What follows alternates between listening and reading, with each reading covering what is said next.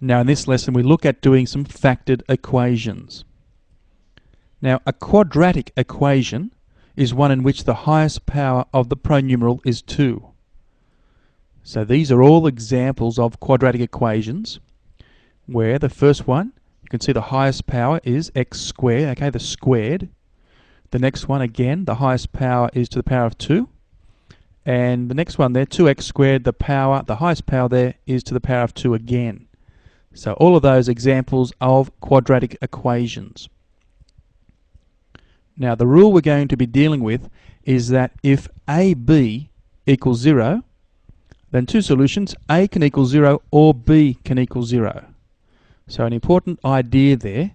So if AB equals 0, in other words, two factors multiplying to give 0, then either A can equal 0 or B can equal 0. Now let's see through some examples what that all means. We're asked to solve the quadratic equations. In the first instance, x minus 3 times x plus 4 equals 0. Okay, well there's two factors, x minus 3 and x plus 4. They're multiplying to give 0. So we can look at the first factor, set that equal to 0. And the second factor, we write that equal to 0. So we have two equations there. The first equation, x minus 3 equals 0. We'll take the minus 3 across, and therefore x equals positive 3. X plus 4 equals 0. The other equation, take the plus 4 over, becomes minus 4. So therefore, x equals negative 4. Our next example, 2x times x plus 5 equals 0. Again, there's our first factor we're considering, 2x equals to 0. Our other factor, x plus 5, so set that equal to 0 as well. Now solving that equation, 2 times what makes 0? Well, of course, x must equal 0 in that case. X plus 5 equals 0. To solve that, we'll take the plus 5 over, becomes minus 5. So therefore, x equals to negative 5. Now, a quadratic equation will usually have two different solutions. So you can see that first equation there, the solutions were x equals 3 and x equals minus 4. So there were two solutions. And then in our second equation, again, two different solutions. So that will often be the case.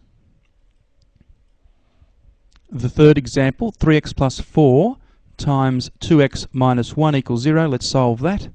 Again, first factor, let that equal to 0. Set the second factor equal to 0 as well. Now solving this equation, a couple of steps this time. We need to take the positive 4 over, such that 3x equals to negative 4. And then to solve that, there's x is being times by 3. So we need to divide both sides by 3. We do that, and therefore we get that x equals negative 4 over 3. Our other equation, 2x minus 1 equals 0, take the minus 1 over, becomes positive 1.